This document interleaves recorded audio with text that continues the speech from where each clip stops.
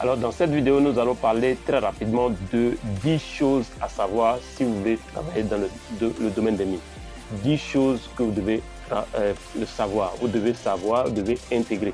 Donc si vous êtes en train de faire quelque chose, arrêtez cette chose et prenez tout votre temps, écoutez très bien si vous avez l'intention de travailler dans le domaine des mines, de travailler sur un site minier ou de travailler pour une compagnie minière. La toute première chose, c'est que vous allez travailler tout le temps sous pression. Chose numéro 1, vous allez travailler tout le temps sous pression. Donc si vous n'êtes pas capable de travailler sous pression, ce n'est pas la peine. Parce que vous allez être sous pression tout le temps. Deuxième chose, vous allez travailler à des heures incalculables. C'est-à-dire que vous pouvez travailler de 4 h du matin jusqu'à 22 h, etc. Pourquoi? Pas parce qu'on va vous obliger à le faire, mais vous allez avoir des responsabilités telles que ça va être difficile de vous extirper du travail. Parce que là, généralement, là où vous dormez, c'est sur la même place que vous travaillez. Donc, vous n'avez pas une séparation réelle entre le temps de travail et le temps de repos. Donc, vous allez avoir l'impression de travailler, disons, à des heures de 4 h du matin à 22 h, etc. Et ça, tous les jours, que ce soit férié, que ce soit un jour férié ou pas. Deuxième chose à savoir. Troisième chose à savoir, c'est que c'est un domaine hautement concurrentiel.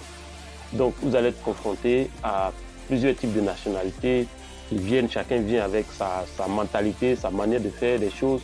Et donc, vous devez être tout le temps en train de vous adapter. Quatrième chose, vous devez comprendre qu'en mine, la langue officielle, c'est l'anglais. Pour monter, c'est que vous pouvez être bon techniquement, vous pouvez être bon de façon intellectuelle, tout. Mais quand vous ne parlez pas anglais, puisque ceux qui décident de promouvoir les gens, généralement, c'est les gars qui sont anglophones. Donc, lors des différents échanges avec ces managers-là, vous n'allez pas pouvoir vous exprimer et ils ne verront pas vos potentiels. Parce que, étant donné que vous parlez le français et qu'eux parlent anglais, c'est le gars qui est là, qui n'est pas plus compétent que toi, mais qui parle très bien l'anglais, qui va être toujours... D'ailleurs, si tu as quelque chose à dire, c'est lui qui va le dire à ta place. Et donc, très souvent, ne pas parler l'anglais peut vous... En tout cas, il faut que vous ayez la chance d'avoir peut-être un manager anglophone, qui est francophone, qui, lui, il va comprendre ce que vous dites, voir vos potentiels et faire votre promotion un peu plus haut pour que vous puissiez bouger. Mais ne pas parler l'anglais diminue votre chance de rapidement progresser de près de 80%. Près de 80%. L'anglais, c'est extrêmement important. Cinquième chose que vous devez savoir si vous devez travailler dans le domaine des mines, c'est que vous allez être très loin de vos familles. Vous allez passer plus de temps loin de vos enfants, loin de votre femme, loin de vos parents. Et cela peut créer dans certains cas des problèmes de famille. Donc, avant de commencer à travailler, chercher à travailler dans le domaine des mines, si vous avez une femme ou une compagne ou quelqu'un, essayez de faire asseoir la personne pour lui expliquer les contraintes liées à ce travail. Vous allez tout le temps partir, vous n'allez pas voir vos enfants grandir, c'est que vous partez, des fois des gens ils font 3, 4, 5, 6 mois même avant de descendre, dans certains cas, surtout dans le domaine du forage. Un foreur peut passer presque 6 mois sur le terrain avant de descendre. Et quand il arrive, les enfants, la connexion avec les enfants souvent prend du temps.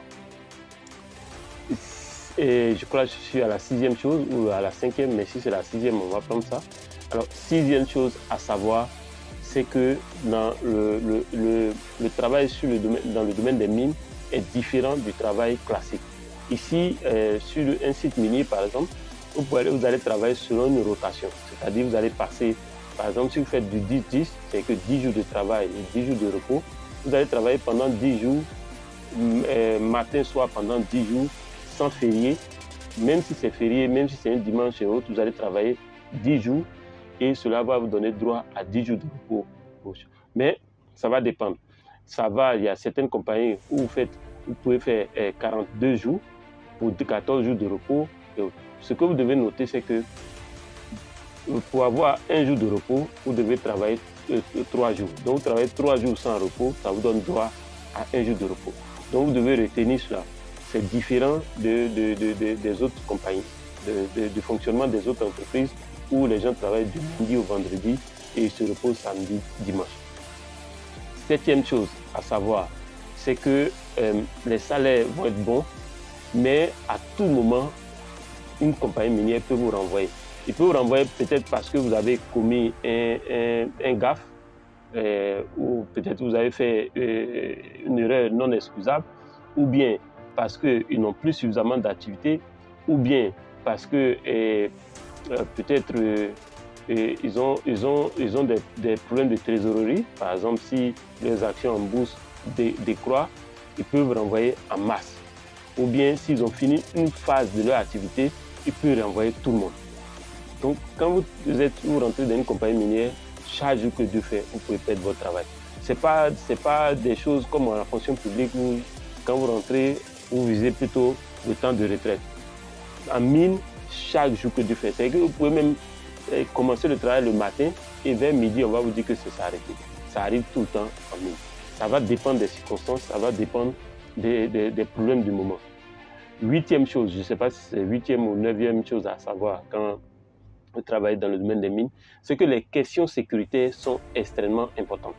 Et donc, si vous ne respectez pas les procédures de sécurité, les procédures qui sont établies sur les différents sites, tout de suite, on va vous renvoyer systématiquement et les gens vont le faire sans état d'âme.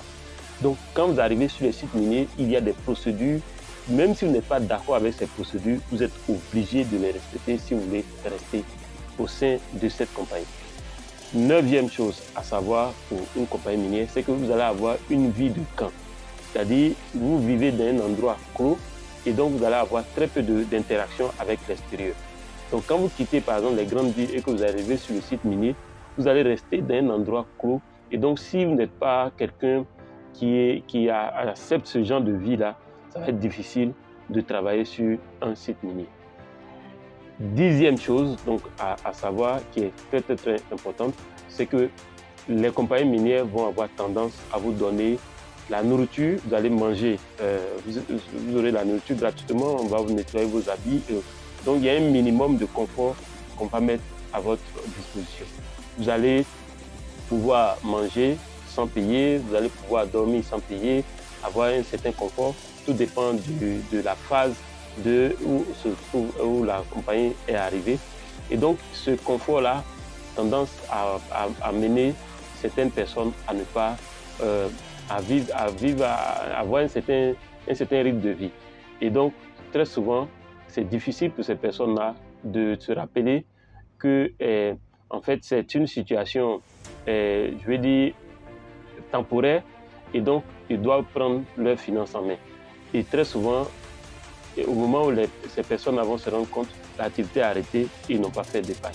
Donc, il est très important de se souvenir du fait que lorsque vous rentrez dans une compagnie minière, le premier jour-là, avec tout ce que je vous ai énuméré, peut être un jour, ça doit être un jour où vous allez intégrer pour commencer à constituer votre avenir financier.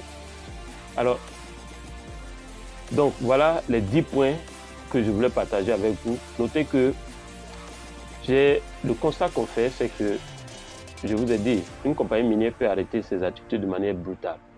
Donc, vivre sur la seule source de revenus qui est votre salaire dans cette compagnie, ça peut être très dangereux parce que, regardez, vous pouvez faire une réunion de démarrage.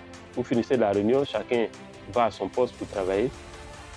1 heure, 2 heures de temps après, on peut appeler tout le monde pour dire qu'il y a une réunion urgente. Pour dire la compagnie a tel problème, on arrête toutes les activités. Imaginez si vous n'avez pas nos sources de revenus et que vous avez une femme, vous avez des enfants. Je vois ça tout le temps et chaque fois, les gens oublient. C'est que quand il y a cette phase-là et que la compagnie reprend, il libère, il renvoie une partie du personnel et garde une partie. Et les activités reprennent et la compagnie recrute d'autres personnes encore, les gens oublient. Et c'est le même cycle. J'ai donc mis en place un programme pour les salariés. Ce programme est dédié uniquement aux salariés parce que c'est un programme payant. Ce n'est pas un programme pour étudiants. En tout cas, celui qui veut intégrer le programme, c'est payant. Et donc, c'est un programme où j'accompagne chaque professionnel des mines, parce que si vous êtes un professionnel des mines, ça veut dire que vous avez une compétence. À monnaie, je vous accompagne à développer une source de revenus qui est basée sur la compétence. Par exemple, si vous êtes géologue, ce que vous faites en tant que géologue, je vais vous aider à mettre en place une source de revenus qui ne va pas dépendre de votre temps, qui est basée sur cette compétence que vous avez déjà. Si cela vous intéresse, sachez que c'est payant et j'ai encore quelques places pour accueillir d'autres personnes dans le programme. C'est le programme 4214. Regardez dans la description de cette vidéo, le lien est dedans. Vous cliquez, vous prenez un rendez-vous, vous remplissez le formulaire, vous prenez un rendez-vous. Je vais discuter avec vous pour voir si vous êtes éligible pour intégrer ce programme. Je suis Kwasi Justin, on se dit à la prochaine vidéo.